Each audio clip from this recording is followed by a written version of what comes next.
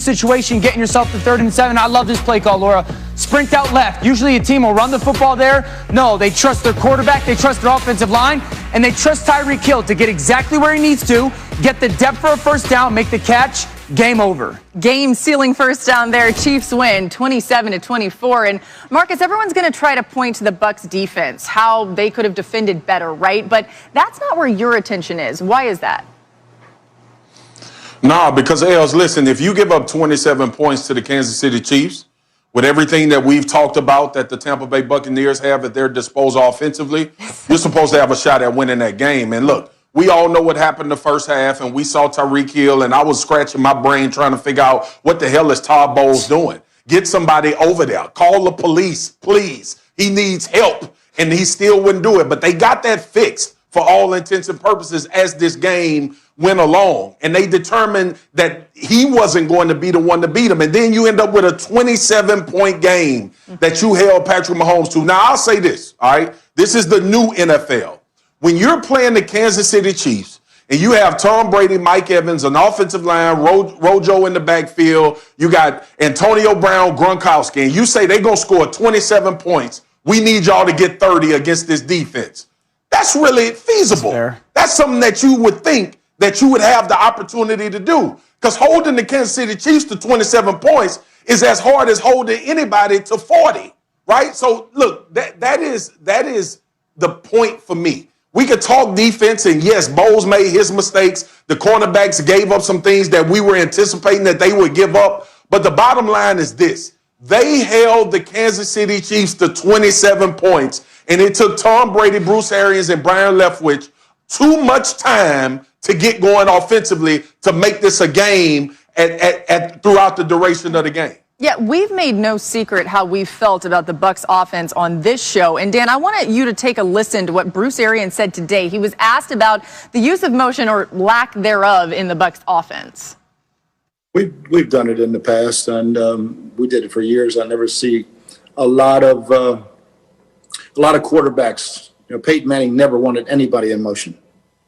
So each quarterback's so different, what they want the motion for. We have used jet motion a little bit. I'm not a big fan of it. It's going to disrupt what you're doing versus just blocking people. Has Tom Brady asked for more motion in the offense to help him identify coverages? That's the motion that we use, yeah. We do as much as he wants.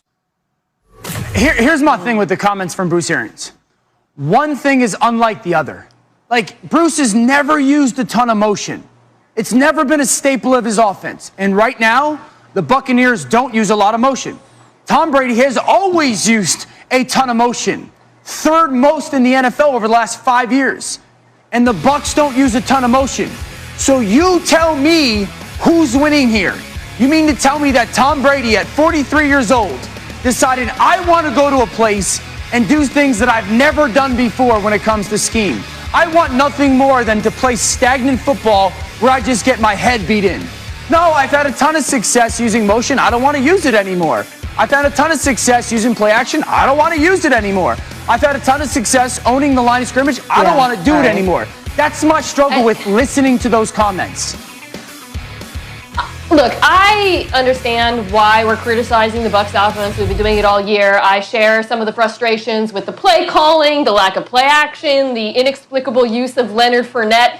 But Tom Brady is not above reproach, right? And I think we need to characterize this correctly. It's not scheme holding back a transcendent quarterback. It's a quarterback who needs more help because he is no longer a transcendent quarterback. It's a quarterback who leads the NFL in interceptions when he's pressured, okay? So this is a failure on all parts of the offense. It's not just the coaches, it's Brady as well, and he deserves criticism too. Blame all the way around there. Guys, breaking news right now on NFL Live, a story we've been following all day with the Ravens and the Steelers. Adam Schefter with the latest.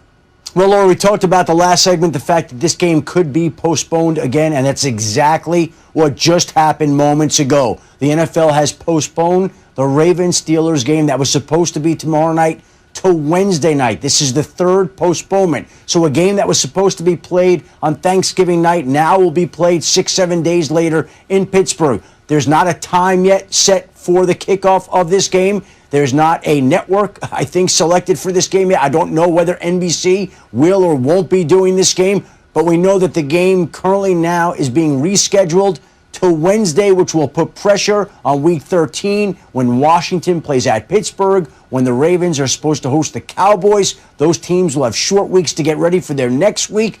And obviously, this will also mean that there are no other positive tests in Baltimore. I think the league feels like it's got a pretty good handle on it right now. But again, the big news just coming down, that game pushed back yet again. Adam Schefter with all the latest. And just to remind everyone, the Ravens with 20-plus positive tests amongst their players right now. Marcus, you said off the top of the show you didn't think that this game should be played tomorrow. It's been postponed now to Wednesday. What's your reaction? I mean, I guess the only reaction I have is that they need to make sure that they get as much time for testing to come back negative as possible. That's the only reason I see it being moved, postponed to Wednesday, which makes sense. Like they weren't going to get the results by tomorrow's game, so maybe an extra day in a league that's testing every day and getting results as fast as they can. They can limit that number of players that doesn't have the ability to play by half if these tests come back negative. Makes sense to me. Yeah, the best news I heard out of that was when Shefty referenced that there doesn't seem to be any more positive tests. Yeah. That's outstanding news. And that being said, I have nothing better to say than the best and most flexible team, the team that will get past the complaining and move on to getting the game done, will handle this situation the best. All right, Mina, what should we be looking out for tonight as we get closer and closer to Eagles taking on the Seahawks? I'll be watching that Seahawks defense. And by the way, I'm glad we're not on tomorrow in case the Seahawks lose, because I can't face Orlovsky. Sorry. Happy Hour is presented by Grey Goose.